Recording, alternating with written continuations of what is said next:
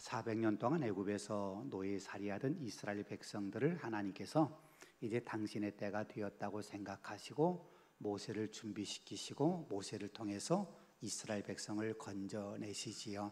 그게 출애굽기의 이야기인데요. 모세의 모든 삶의 과정을 이렇게 살펴보면 모든 것이 하나님이 준비시키시는 과정이었다, 이렇게 말할 수 있어요. 태어나면서부터 죽어야 되는 상황 속에서 모세가 태어났지만 부모의 신앙으로 3개월 동안 가정에서 키웠다가 더 이상 가정에서 키울 수 없는 상황이 되어 나일강에 버려두게 되지요. 그런데 나일강에 버려진 모세를 하나님께서는 기적과 같은 방법으로 바로 왕의 공주에게 발각되게 하시고 그 갈대 상자에 담겨진 아이가 당연히 죽어야 될 히브리 아이라는 걸 알고도 이 바로 왕의 공주의 마음속에 연민이 느껴져서 그 아이를 키우지요. 유모를 이렇게 대동해서 키우는데 그 유모가 모세의 친어머니였고 저짓던 이후에는 애굽의 왕궁에서 자라게 돼요. 그 과정이 40년이었어요. 애굽의 왕궁에 40년 자랐던 모세, 어쩌면 그 과정은 하나님께서 모세를 이스라엘의 지도자로 훈련시키시는 리더십을 키우는 과정이었다, 이렇게 우리가 생각해 볼 수 있어요. 그리고는 리더십을 갖춘 모세가 이제 내 백성 이스라엘을 내가 위해서 뭔가 해야 되겠다 생각하고 나서지만 하나님은 모세를 거부하셔요. 너 리더십만 가지고는 안 돼 라고 말씀하시는 거지요. 더 중요한 게 있었던 거예요. 그게 뭐냐면 미디안 광야에서 40년 동안 모세가 배워했던 나는 아무것도 아니다 라고 하는 이 하나님 앞에 철저하게 낮아지고 겸손해지는 그 믿음의 훈련이 모세에게 필요했던 거지요. 그래서 하나님은 모세를 미디안 광야로 내모르시고 미디안 광야에서 철저하게 실패자로 내가 할 수 있는 것은 아무것도 없구나 라고 하는 걸 철저히 깨닫도록 광야 훈련을 시키세요. 오늘 우리가 읽었던 말씀에 처음 보는 것 1절에서 보는 것처럼 40년 미디안 광야 생활했지만 가정을 이루었음에도 불구하고 모세는 자기의 양떼가 없이 자기 장인의 양떼를 치고 있었어요. 내가 얻는 내 소유라고 말할 수 있는 것은 아무것도 없는 철저히 패배자와 다름없는 삶을 모세가 살아가고 있었다는 거지요. 그때 하나님께서 드디어 모세에게 나타나셔요. 이건 모세에게만 나타나셨다는 의미가 아니라 이스라엘 백성들에게 나타나셨다고 하는 걸 의미하는 거예요. 400년 동안 이스라엘 백성이 애굽 땅에 살 때 하나님은 철저히 침묵하셨어요. 그런데 그 침묵 속에서 드디어 하나님은 역사 안에 자신의 모습을 드러내 보이시는 거지요. 그 드러내 보이시는 첫 번째 장면이 오늘 본문에 나와 있는 호렙산 떨기나무 불꽃 가운데서 모세를 만나시는 거예요. 모세를 만나시고는 모세야 모세야 부르시고는 모세에게 내게 가까이 하지 말아라, 그리고 네 발에서 신을 벗으라 라고 하는 두 가지 음성을 들려주셔요. 우리가 이 두 가지 음성에 대해서는 지난주에 함께 생각을 해보았습니다. 이제 오늘 더 이어서 생각을 해보겠습니다. 그 모세를 부르신 하나님, 당신이 누구이신가를 모세에게 자신을 드러내 보이세요. 오늘 본문 6절의 말씀이 그걸 이야기하고 있어요. 또 이르시되 나는 내 조상의 하나님이니 아브라함의 하나님, 이삭의 하나님, 야곱의 하나님이니라. 하나님께서 모세에게 내가 누구냐라고 하는 걸 드러내시는데 가장 먼저 언급하시는 건 뭐냐면 나는 내 조상의 하나님이다. 아브라함의 하나님, 이삭의 하나님, 야곱의 하나님이다. 이렇게 말씀하세요. 여러분 이 구절은 우리가 성경을 통해서 자주 읽을 수 있는 구절이잖아요. 내 조상의 하나님, 아브라함의 하나님, 이삭의 하나님, 야곱의 하나님. 이건 예수님께서도 이 말씀을 언급하실 만큼 모세 시대로부터 거의 1500년의 시간이 흐른 예수님 시대에도 이스라엘 백성들에게는 이 구절이 굉장히 중요한 의미로 다가오는 말씀이었어요. 왜냐하면 이 네 조상의 하나님, 아브라함의 하나님, 이삭의 하나님, 야곱의 하나님이라고 하는 이 말씀은 언약의 하나님이고 언약을 반드시 신실하게 지키시는 하나님이라는 사실을 이야기하고 있는 것 때문이에요. 여러분, 언약을 지킨다고 하는 것은 단순히 옛날 과거의 한 약속을 지킨다 그것만을 의미하는 것이 아니라요, 하나님은 지난 과거부터 오늘까지, 그리고 오늘부터 내일까지 미래, 과거와 현재와 미래의 역사를 통틀어서 모든 역사 가운데 섭리하시고 그 역사 가운데 존재하시고 그 역사 속에서 일하시는 하나님, 그걸 의미하는 거예요. 우리가 성경에 하나님을 알파와 오메가 그렇게 표현하잖아요. 알파라고 하는 것은 신약 성경에서 언어로 이야기하는 헬라어의 첫 글자, 영어로 말하면 A이고, 그 다음에 오메가라고 하는 것은 히브리어의 헬라어의 제일 마지막 단어예요. 영어로 말하면 G를 이야기하는 거죠. 그러니까 알파 오메가 그러면 처음부터 끝, 이걸 이야기하는 거예요. 이 역사의 처음부터 끝까지 모든 과정 속에 역사하시는 분이 하나님, 그게 신실하신 하나님, 조상의 하나님, 언약의 하나님이라는 거예요. 그러니까 아브라함의 하나님, 이삭의 하나님, 야곱의 하나님이라고 하는 것은 옛날 우리 조상들에게 나타나신 하나님, 그것만을 의미하는 것이 아니라 그 하나님이 지금 우리 가운데 역사하시고 그 우리의 삶을, 앞으로의 모든 삶의 과정 가운데 우리를 지키시고 우리를 이끄시는 하나님, 이걸 이야기하고 있는. 그래서 이 언약의 하나님, 약속의 하나님, 아브라함과 이삭과 야곱의 하나님, 이 말씀은 성경에서도 굉장히 중요한 의미를 담고 있는 구절이라고 하는 걸 우리가 기억하면 돼요. 아더 핑크라고 하는 유명한 설교자, 성경학자이기도 한 설교자인 분이 이 아브라함의 하나님, 이삭의 하나님, 야곱의 하나님을 이렇게 해석을 했어요. 그의 출애굽기 강해에 보면은 이렇게 되어 있어요. 아브라함의 하나님은 주권적인 선택자를 말하는 거고, 이삭의 하나님은 능력 있게 소생시키는 분을 말하는 거고, 야곱의 하나님은 오래 참으시는 분임을 의미하는 거다, 그렇게 이야기했어요. 여기에 대한 구체적인 설명은 하고 있지는 않습니다. 우리가 충분히 이 말씀 우리가 해석을 하고 이해할 수 있어요. 하나님께서 아브라함을 선택하셨잖아요. 갈대 우르에서 선택하셨고 하란에 머물고 있을 때 내가 네게 지시할 땅으로 가라고 그러면서 일방적으로 하나님이 아브라함을 선택하셨어요. 아브라함이 하나님을 선택한 것이 아니라 하나님이 아브라함을 선택할 당신의 백성 삼으신 거예요. 그러니까 하나님은 철저하게 자신의 주권적으로 아브라함을 선택하셨고 이스라엘을 선택하셨다는 거예요.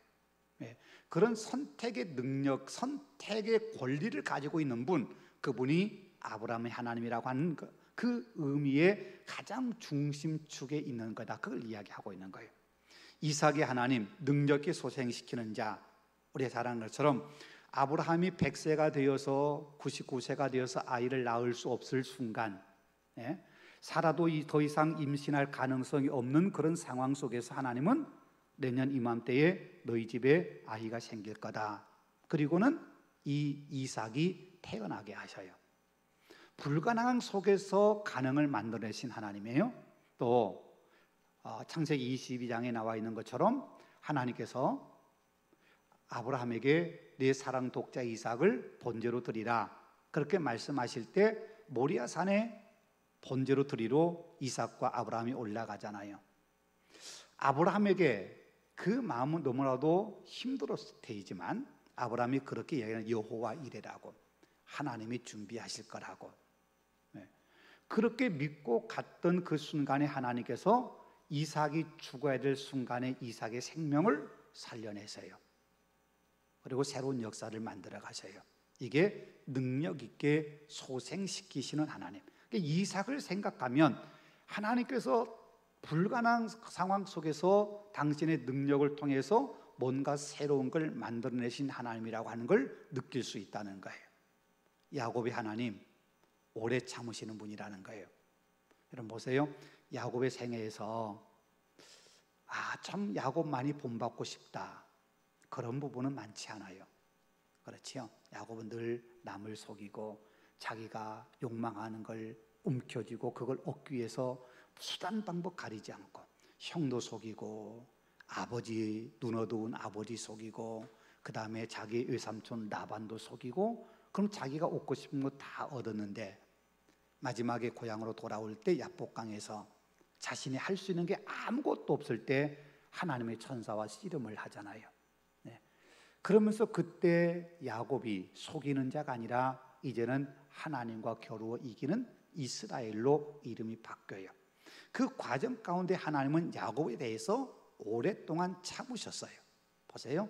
야곱이 모범생이기 때문에, 야곱이 훌륭한 사람이기 때문에 하나님이 야곱을 선택하신 게 아니에요. 어쩌면 객관적으로 본다면 야곱이 선택받을 만한 조건은 없어요. 그런데 하나님은 에서 대신에 야곱을 선택하셨어요. 네. 그러면서도 오래 참으셨어요. 야곱이 이스라엘의 조상이 될 만한 인격과 신앙을 갖출 수 있도록 하나님은 오래 참으시는 거예요. 네. 여러분, 그렇게 하나님은 이 아브라함의 하나님, 이삭의 하나님, 야곱의 하나님, 이걸 이야기할 때 이 아더 핑크라고 하는 성경학자는 그렇게 이야기하는, 하나님은 주권적으로 선택하시는 분이고 불가능 속에서 가능을 만들어내시는 분이고, 그 다음에 택하신 백성들이 하나님의 백성이 될 수 있도록 오랫동안 참으시는 분이다. 그러면서 이렇게 덧붙여요. 하나님은 동일한 선풍으로 오늘도 행하신다. 이 말은 무슨 말이냐면 아브라함과 이삭과 야곱에게만 그러신 것이 아니라 오늘 우리에게도 아브라함의 하나님, 이삭의 하나님, 야곱의 하나님이 아브라함에게 행하신 것처럼, 이삭에게 하신 것처럼, 또 야곱에게 하신 것처럼 우리에게 동일하게 하신다는 거예요. 그렇지요? 우리가 하나님의 백성 된 게 우리가 선택한 거 아니잖아요. 하나님을 선택해 주셨잖아요. 하나님의 당신의 능력으로 당신의 주권을 가지고 우리를 선택하셨고, 우리가 죄에 빠져 구원받을 자격이 아무것도 없고 능력이 없을 때 당신의 능력으로 우리를 새롭게 하여 소생시키시고, 우리가 여전히 믿음의 사람이라 하지만 부족한 것 많고 여전히 하나님의 백성이라 이야기하기에 부끄러운 우리들인데 하나님은 지금도 우리를 향해서 참고 계시잖아요. 우리가 잘못했을 때 징벌하거나 더 이상 너는 안 되겠어 라고 우리를 내치지 않으시고 우리를 향해서 참으시고 기다리셔요. 그게 우리 하나님이시라는 거예요.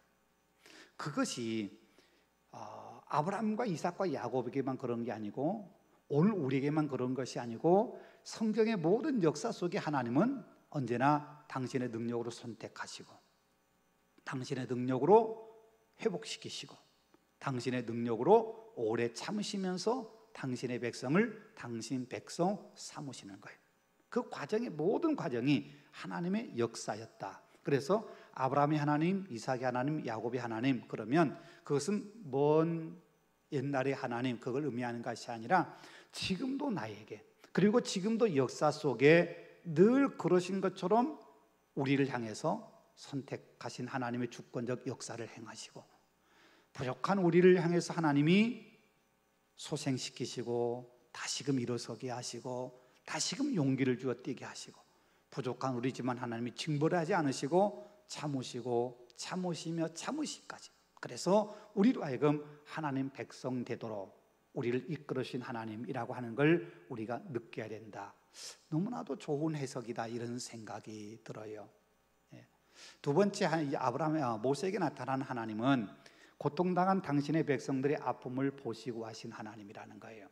출애굽기 2장에서도 하나님께 당신의 백성들이 그 고난으로 인하여 고된 노동으로 인해 울부짖는 그 울부짖음을 들으시고 그들의 힘든 것을 모든 과정을 보시고 그런 분이셨지만 오늘 하나님이 다시 말씀하셔요.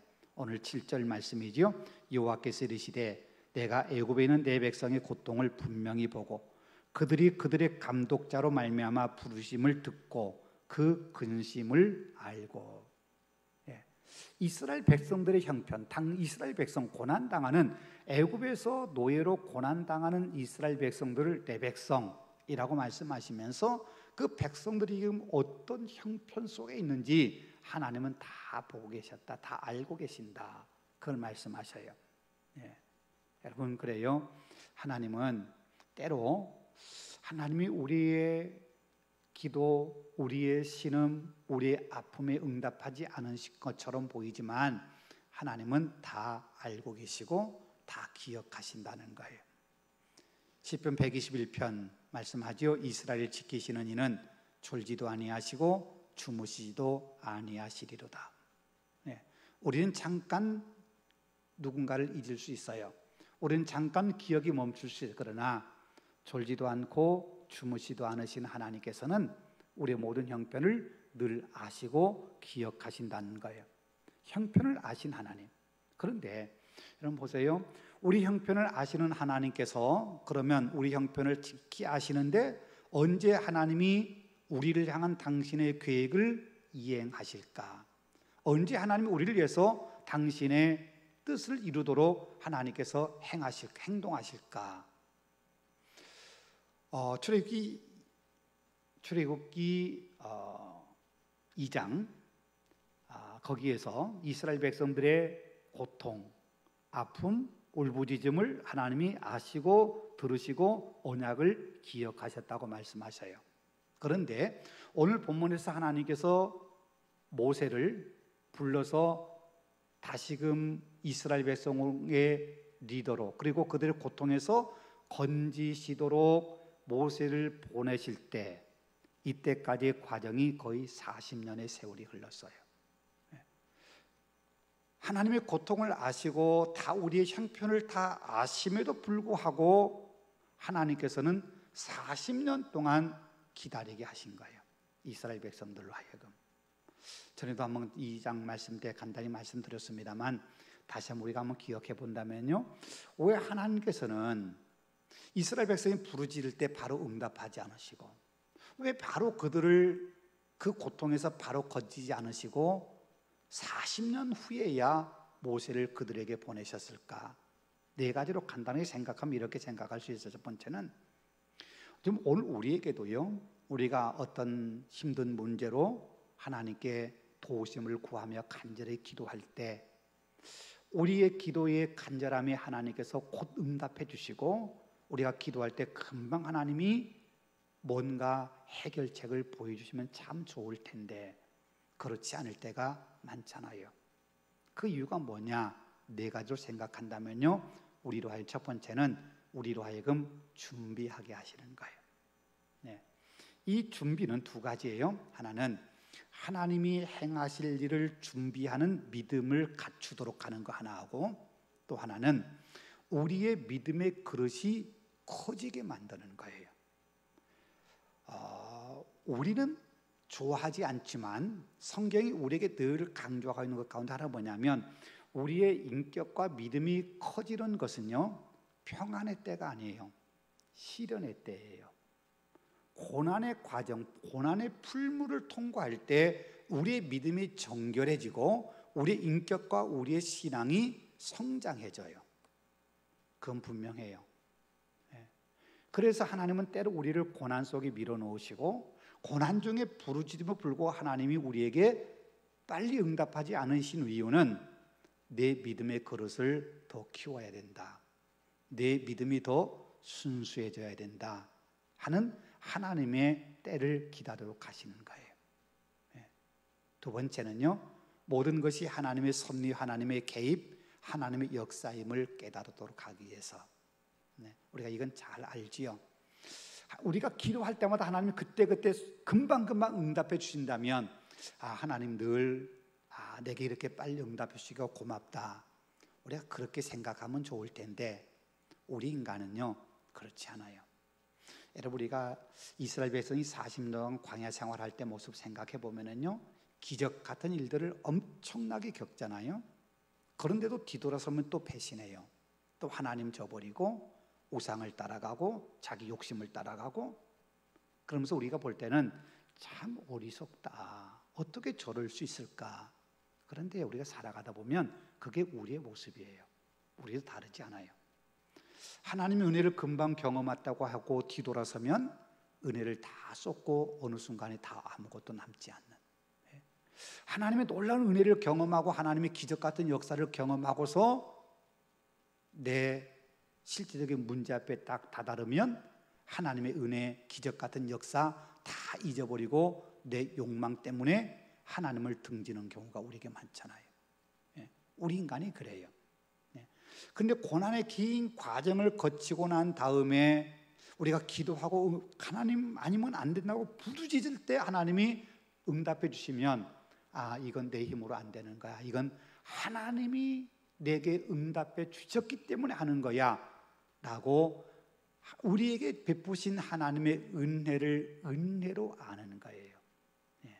그게 우리 인간이에요. 그래서 하나님은 우리가 하나님의 은혜를 은혜로 알도록, 은혜를 은혜라고 인정하도록 때로는요 우리가 기도하고 우리가 간절히 바라지만 하나님은 우리의 기도를 미루시는 거예요. 하나님이 행동하시는 시기를 미루시는 거예요.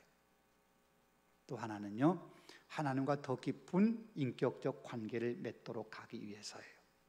고난의 시간이 길을수록 더 깊이 기도하잖아요. 더 하나님께 매달리잖아요.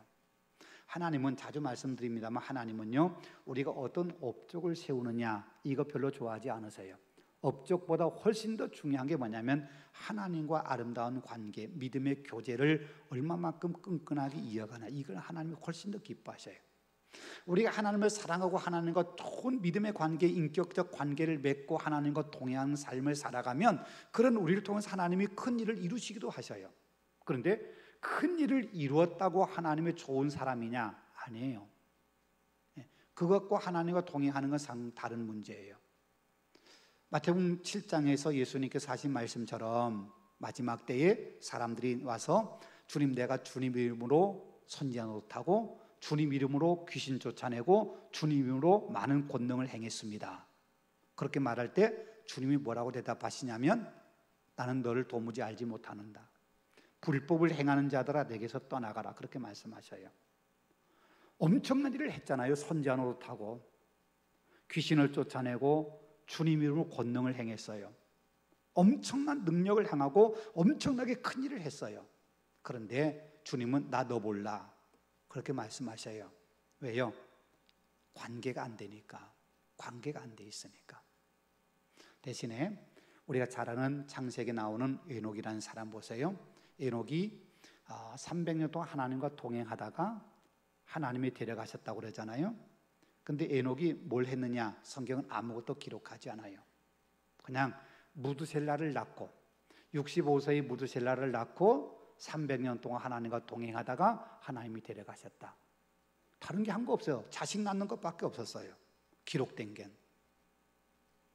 그런데 하나님과 동행했다고 하는 것 때문에 그 에녹은 하나님께 들림받잖아요. 하나님 우리에게 원하시는 것은 그래요, 관계예요. 하나님과의 관계예요. 하나님과 좋은 관계를 맺는 것, 하나님과 친밀한 것, 하나님과 동행하는 것, 이걸 하나님 우리에게 가장 원하시고 기뻐하시는데, 그럼 우리가 언제 하나님을 기억하고 하나님과 늘 하나님 손 붙잡고 하나님과 함께 있기를 원하고 그럴까요? 평안할 때는 자주 잊어버리지요. 안 그럴라고 생각하는, 솔직하게 우리가 좋은 일만 있고 일이 잘 풀리고 걱정할 게 아무것도 없으면 늘 하나님 찬송하고 하나님 감사합니다 그렇게 살 것 같은데 하나님 잊어버리고 살 때 많잖아요. 힘들어야 하나님 붙잡고 힘들 때야 기도하고 힘들 때 하나님 아니면 안 된다고 하나님 매달리고 그렇게 우리가 살아가잖아요. 네 번째는요, 그 모든 과정 속에 합력하여 선을 이루시는 분이 하나님이시라는 것. 하나님은 모든 것에 힘들고 어려운 순간에도 모든 것을 합력하여 선을 만드신 분이다. 이걸 우리로 하여금 깨닫게 하시는 거예요. 하나님은요, 작은 것보다도 하나님은 큰 그림을 보셔요. 작은 것 보면은요, 우리 누가 그랬는가 그 말이 있잖아요. 인생도 작게 보면 비극이지만 크게 보면 희극이라고. 작게 보면 힘들고 너무 어려워요. 모든 순간에 문제가 있고 모든 순간에 장애물이 있고 모든 순간에 내 힘으로 안 돼서 막 울부짖어야 되고 그런 순간인데 지나고 보면 하나님이 도우셨구나. 지나고 보면 모든 게 하나님의 은혜구나. 지금 이 순간은 그걸 잘 못 깨달아요. 근데 지나고 보면 이게 다 하나님의 도우심이었고 하나님의 은혜였구나. 그걸 우리가 깨닫게 되는 거예요. 그러니까요, 모든 게 합력하여 선을 이루신다고 하는 것은 그림을 하나님의 관점에서 크게 보라는 거예요. 크게 보면 하나님 뜻이 이루어지지 않는 게 없어요. 여러분 작게 보십시다. 오늘 본문의 얘기도 작게 보면은요, 앞에 말씀드린 출애굽기 2장의 마지막 절에 그들 고통 가운데 하나님께 부르짖을 때, 그리고 40년 후에 하나님께서 그들의 부르짖음을 다시 기억하시면서 모세를 보낼 때 그 40년 기간 동안 얼마나 이스라엘 백성이 고통스러웠겠어요. 그 고통 중에 죽어간 사람이 얼마나 많았겠어요. 그런데 그렇게 작게 보면은 모든 순간이 힘들고 고통스러웠는데, 크게 보면은 이스라엘 역사 전체를 보면은 이게 하나님의 은혜가 아니면 이스라엘 백성이 애굽에서 탈출할 수도 없고, 하나님께서 모세를 준비시키지 않으셨으면 누구를 통해서 이스라엘 백성이 해방을 얻을 수 있을까요? 안 되는 거예요.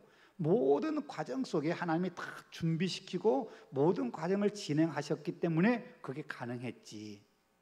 만약 말씀한 것처럼 모세가 40세 때 리더십이 충만할 때, 그때 내가 내 백성을 위해서 뭔가 하리라 그랬다면, 어쩌면 모세가요 이스라엘 백성 광야 이끌어갈 때 이스라엘 백성 오합지졸 돼가지고요 광야에서 어쩌면 다 죽었을지 몰라요. 그런데 하나님께서 모세를 철저히 준비시키셨고, 모세로 하여금 철저히 하나님을 신뢰하게 만들었기 때문에 하나님을 신뢰했기에 광야 생활도 이겨나갈 수 있었지요. 모세가 자기 힘 의지했다면 절대 광야 생활 이겨나갈 수 없었을 거예요. 그러니까 모든 과정을 보면은 다 하나님이 하시는 거라는 거예요. 그래서 신앙은 기다림이다, 이렇게 이야기할 수 있어요. 하나님의 때를 기다리는 거고, 하나님의 은혜를 기다리는 거고, 하나님의 응답을 기다리는 거예요. 그 과정이 모든 게 합력하여 선을 이루시고 그 모든 역사 속에 하나님이 우리를 결코 잊지 않으신다는 사실을 알면, 지금 때로 힘들고 어렵고 내가 기도한 대로 응답받지 않았어도 우리는 한켠에서 그래도 하나님의 뜻이 있으리라, 하나님이 언젠가 당신의 때에 당신의 뜻을 이루시리라 하는 기대감을 가지고 설레는 마음, 그리고 하나님이 역사하실 때를 기다리며 감사함으로 하루하루 살아갈 수 있게 되는 거예요. 여러분요, 우리의 삶을 너무 작게 보지 마십시다. 크게 봐야 돼요. 크게 봐야 하나님의 역사를 우리가 볼 수 있어요. 세 번째는요, 하나님은 약속을 지키신 하나님이라는 거예요. 오늘 8절 말씀이죠. 내가 내려가서 그들을 애굽인의 손에서 건져내고 그들을 그 땅에서 인도하여 아름답고 광대한 땅, 젖과 꿀 흐르는 땅, 곧 가나안 족속, 헷 족속, 아브리 족속, 브리스 족속, 히 족속, 여부스 족속의 지방에 데려가려 하노라. 누가 데려가겠다고요? 하나님이 데려가시겠다는 거예요. 내가 데려가겠다. 내가 내려가서 데려가겠다. 내가 내 조상 아브라함, 이삭, 야곱에게 한 약속대로 약속한 거 내가 반드시 이루겠다. 하나님이 그렇게 말씀하세요. 그러면서 내가 내려가겠다. 이 내려가겠다고 하는 이 표현이 참 중요한 표현이에요. 하나님이 당신의 약속을 이루기 위해서 적극적으로 내가 하겠다, 그 말이에요. 내려가겠다. 여러분요, 이 내려가겠다는 표현을 우리가 세 가지 중요한 관점을 우리가 생각해 볼 수 있어요. 하나가 창세기 11장이에요. 바벨탑 사건의 이야기예요. 자, 우리가 내려가서 거기서 그들의 언어를 혼잡하게 하여, 그렇게 말씀하셔요. 노아 홍수 이후에 번창했던 사람들이 하나님의 심판이 두려워서 하나님의 심판을 피할 하늘 꼭대기에 닿을 만한 탑을 쌓자고 얘기해요. 하나님이 아무리 많은 비를 내려 쏟아서 심판한다 하더라도 그 심판을 피할 수 있는 높은 탑을 쌓자는 거예요. 인간의 교만이지요. 그런데요, 하나님이 내려가서 그들을 보시고 그들의 언어를 혼잡하셔요. 이건 두 가지 의미예요. 하나는 내려갔다고 하실 때, 하나님이 내려가셨다 하는 말은 그들이 아무리 높이 쌓아도 하나님께 결코 도달할 수 없다는 거예요. 아무리 높이 쌓으려고 해도 하나님은 내려가서 봐야 겨우 보이는 너희는 별거 아니야, 그런 의미고요. 또 하나는 하나님이 당신의 뜻하심을 이루신다는 거예요. 그래서 바벨탑을 쌓는 사람들의 언어를 혼잡하게 만들어서 바벨탑을 쌓지 못하도록 하나님이 역사하셨다는 거예요. 하나님이 행동하신다, 이게 내려가셨다는 거예요. 또 하나 보십시다. 출애굽기 19장 18절이에요. 시내산의 연기가 자욱하니 여호와께서 거기 강림하시니라. 하나님이 오셨어요. 이 출애굽기 19장의 상황은 어떤 상황이냐면 이스라엘 백성이 출애굽해서 시내산에 머물렀잖아요. 시내산에 머물렀을 때 하나님께서 모세에게 내가 이 백성과 언약을 맺고 싶다, 그렇게 말씀하셔요.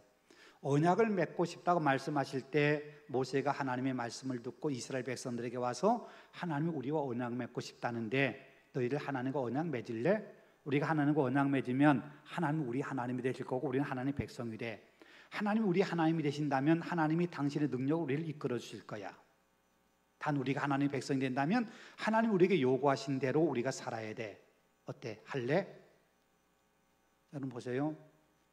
애굽 땅에서 바로의 그 강한 군대, 강한 권력 아래서 해방되어 나왔죠. 홍해 갈라서 거기를 통과했죠. 마라의 쓴물 달게 만들어 마셨지요. 매일 아침 먹을 걸 주시지요. 적군과 싸워 이기게 하시지요. 이 하나님이 우리 하나님이라면 뭐가 두렵겠어요? 누가 하나님과 언약 안 맺겠어요? 이렇게 좋으신 하나님, 이렇게 강하신 하나님, 이 능력의 하나님이 우리 하나님이 되신다면 생각하는 이스라엘 백성들이 좋습니다. 우리가 하나님과 언약 맺겠습니다. 그럴 때 이스라엘 백성의 장로 70명을 데리고 모세가 하나님과 언약을 맺기 위해서 시내산 중턱까지 올라가요. 그때 하나님께서 이스라엘 백성과 언약을 맺으시기 위해서 구름 가운데 내려오셨다는 거예요. 그게 강림하셨다는 표현이에요. 그러니까 하나님께서 이스라엘 백성과 언약을 맺으시기 위해서 모세를 통해서 하나님 언약을 맺으셔도 되는데 당신이 직접 강림하셔서 이스라엘 백성과 언약을 맺으시는 거예요. 강림하셨어요. 언약을 맺기 위해서. 우리를 위해서 언약을 맺기 위해서 하나님이 강림하셨다. 이건 하나님이 이스라엘 백성과 맺은 언약을 얼마나 중요하게 여기시는지를 이야기하고 있어요. 그리고요, 강림하셨다고 하는 것의 최고의 절정은 뭐냐면 성육신, 인카네이션. 하나님이 인간의 몸을 입고 오신 거예요. 그분이 누구예요? 예수님이에요. 최고의 강림, 최고의 내려오심은 예수님이 인간의 몸을 입고 오신 거예요. 우리를 구원하기 위해서. 그래서 우리가 똑같은 삶을 사시고 우리를 대신해서 고난당하시고 십자가에 죽으셔서 우리를 구원하신 거예요. 그러니까 하나님이 내려오신다고 하는 이 표현은 하나님이 적극적으로 행동하시고 당신의 뜻을 이루시는 가장 적극적인 행동을 이야기할 때 하나님이 내려오신다, 강림하신다 하는 걸 이야기하고 있는 거예요. 그 절정은 예수님의 인카네이션, 성육신 사건이라고 하는 걸 우리가 기억해야 돼요. 자, 하나님께서는 그렇게 내가 누군가 하는 걸 드러내셨어요. 그러면서 이제 너는 나만 믿고 가라고 모세에게 말씀하셨어요. 자, 하나님이 직접 내려오셔서 하나님이 하시지만 당신의 뜻을 이루시지만 하나님은 사람을 통해서 그 일을 하시는 거예요. 하나님의 일을 함에서 반드시 필요한 사람, 필요한 하나님의 동역자가 있어야 되는 거예요. 그게 모세였고 오늘 우리 시대는 그게 바로 우리 자신의 우리들이에요. 하나님은 오늘도 당신이 세우신 교회를 위해서 일하실 때, 교회를 통해서 일하실 때 당신의 일꾼들을 필요로 하셔요. 그래서 목사를 세우시고 장로님들을 세우시고 재직들을 세우시고 찬양대든지 교사든지 구역장이든지 어떤 직분이든지 어떤 사역에서 감당하도록 하나님께서는 당신의 일꾼들을 세우셔요. 우리가 그건 너무 많이 잘 알잖아요. 하나님은 사람을 통해서 일하신다고요. 그런데 여러분 보세요. 누구를 통해서 일하실까? 하나님은 당신이 쓰실 사람을 보내세요. 10절 말씀에요. 이제 내가 너를 바로에게 보낸다 라고 말씀하셔요. 우리가 출애굽기 2장에서 모세가 40세 때 자신의 리더십을 믿고 내 형제를 위해서 내가 뭔가 하리라 하고 나섰지만 하나님이 모세를 쓰시지 않는 이유는 그때는 하나님이 모세를 보내지 않으셨어요. 자신이 갔어요. 자신이 뭔가 하겠다고 갔어요. 준비 안 된 모세가 자신이 하겠다고 가니까 하나님께서 너 아직 안 돼 라고 모세를 거절하시고 미디안으로 내모신 거예요. 근데 미디안에 40년 훈련 받고 난 다음에 하나님께서는 모세에게 이제 내가 가야 돼. 이제 내가 바로에게 가야 돼. 보세요. 40세 모세는요 왕자의 신분이에요. 어쩌면 바로하고 대등하게 견질 수 있는 리더십을 갖춘 사람이에요. 바로에게 보내어 바로와 싸워서 이기게 하신다면 객관적으로 세상적인 관점에서 본다면 40세의 모세가 훨씬 낫지요. 힘이 있고 리더십이 있고 뭔가 할 용기 있고. 그런데 하나님은 그런 사람 필요로 한 게 아니에요. 하나님은 철저하게 하나님 말씀에 순종할 사람이 필요한 거예요. 그래서 80살의 모세를 부르신 거는 또 바로에게 가. 지금 모세는 바로에 비하면 아무것도 안 해요. 내세울 수 있는 게 아무것도 없는, 힘도 없고 권력도 없고 뭔가 아무것도 없는데 하나님은 가 그렇게 말씀하셔요. 그런데 중요한 게 있어요. 하나님은 그냥 가라 그렇게만 말씀하지 않으세요. 내가 너를 보낸다 그래요. 내가 너를 보낸다. 그러면요 갈 때 누구의 권위를 가지고 가느냐? 하나님의 권위를 가지고 가는 거예요. 내가 나서면 내 힘, 내 이름, 내 권위를 가지고 가지만 하나님이 가라 그렇게 말씀하셔서 그 말씀에 순종해 갈 때는 나는 없어요. 나를 보내신 하나님의 이름으로 가는 거예요. 나를 보내신 하나님의 권능으로 가는 거예요. 그럼 모든 것이 하나님의 뜻을 이루는 하나님의 사람으로 쓰임받는 거예요. 여러분 우리가 교회를 섬길 때도요 내가 한다 생각하면요 내 한계 안에서밖에 못해요. 아무것도 못해요. 그런데 주님 나를 쓰시기 위해서 부르셨다 생각하면 나는 주님의 이름으로 일을 하는 거고 내 능력이 아니라 주님의 능력으로 하는 거고 내 개인의 이름의 권위를 가지고 하는 게 아니라 주님의 권위를 가지고 내게 주어진 일을 하는 거예요. 그게 하나님의 사람들이 해야 될 살아가는 삶의 모습이라는 거예요. 모든 일을 하신 분 하나님이에요. 그러나 이루신 분은 하나님이세요. 10절 이어서 말씀해요. 너에게 내 백성 이스라엘 자손을 애굽에서 인도하여 내게 하리라.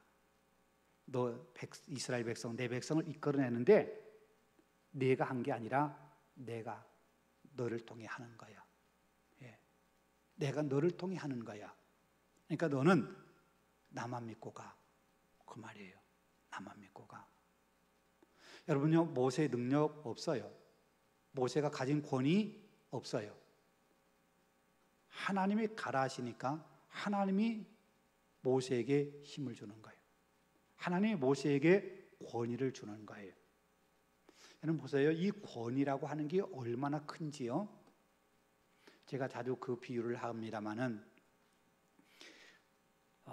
차량이 많아가지고 거리에 교통이 혼잡할 때 그 교통을 정리하고 흐름을 빠르게 하기 위해서 신호등이 있지요. 신호등이 빨간불이 켜지면 멈추라는 거고 파란불이 켜지면 가라는 거잖아요. 이건 그 신호등의 권위를 준 거예요. 신호등의 권위를 준 거예요.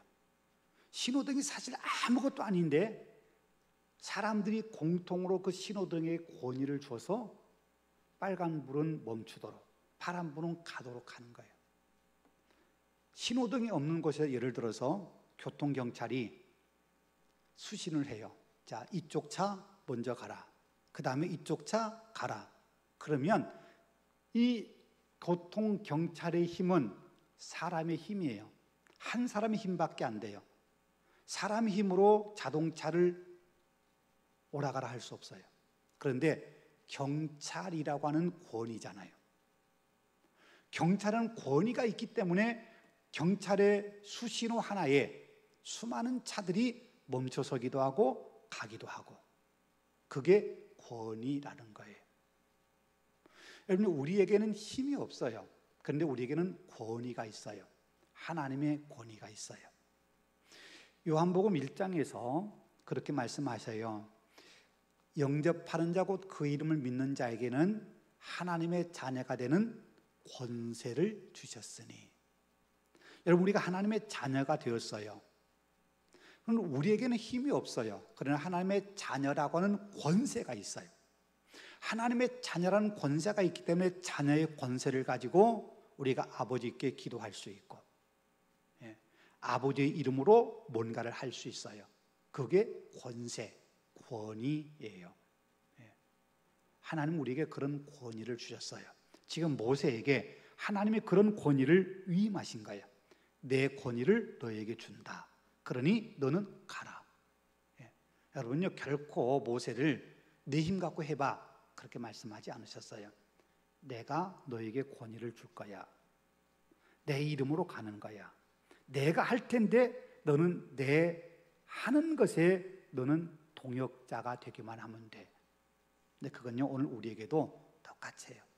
우리를 부르신 하나님께서도 우리에게 가라 그렇게 말씀하실 때요, 네 힘 갖고 해 그렇게 말씀하지 않아요. 내가 너와 함께 하마. 내가 너에게 힘 주마.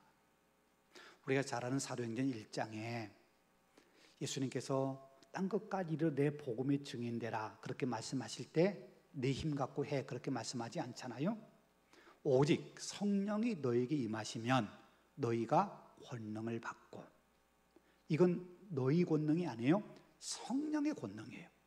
성령의 권능을 받고 그 성령의 권능의 힘 가지고 유다와 사마리아와 땅 끝까지 이르러 내 증인 되라 그렇게 말씀하셔요. 우리 힘으로 하는 게 아니에요. 하나님 주신 권위, 하나님 주신 힘 갖고 하는 거예요. 그래서 베드로전서 4장에서는 누가 하나님의 일을 하려거든 하나님이 주신 힘으로 하는 것 같이 하고 그렇게 말씀하시는 거예요. 하나님이 주신 힘으로 하는 거예요. 하나님 주신 권위를 가지고 우리가 일을 하는 거예요. 여러분요, 늘 기억하셔야 돼요. 우리가 믿음의 삶을 사는 것, 또 우리가 교회에서 봉사하고 또 하나님의 일을 위해서 우리가 사역에 동역하는 것, 우리 힘 갖고 하는 게 결코 아니에요. 하나님이 우리에게 힘 주시고, 하나님이 우리에게 권위를 주시고, 하나님이 우리를 부르셔서 당신의 동역자로 쓰시려고 할 때 우리가 그 일을 할 수 있는 거지, 내가 하겠다고 나선 사람은요, 반드시 그것은 하나님이 거절하실 거예요. 안 돼요. 내 힘만큼은 할 수 있겠지요. 그러나 그 이상은 안 돼요. 내 힘만큼만 할 때에는 내가 빨리 지치고요, 내 생각대로 하려 할 때에는 반드시 그곳에 문제가 일어나요. 그런데 하나님 주신 힘으로, 하나님 주신 권위를 가지고 하나님이 하라 하신 일을 하면 모든 게 합력하여 선을 이루셔요. 그게 하나님이 하시는 거니까. 하나님이 하신 건 하나님이 마지막 열매를 맺으시니까. 그러니까 우리는 어떤 일을 하든 내 힘으로 하려 하지 말고, 내 생각대로 하려고 하지 말고, 내가 하려고 하지 말고, 하나님의 동역자로 하나님이 주신 권능과 하나님이 주신 권위를 가지고 하나님의 동역자로 내가 쓰임받는다, 이 생각을 우리가 늘 기억하면서 하나님이 가라 그러실 때, 주님 제가 부족하지만 주님 가라 하시니까 주님 주신 능력으로 가겠습니다, 그런 용기를 갖고 우리가 가야 된다는 거지요. 그렇게 우리 하나님 앞에 쓰임 받으십시다.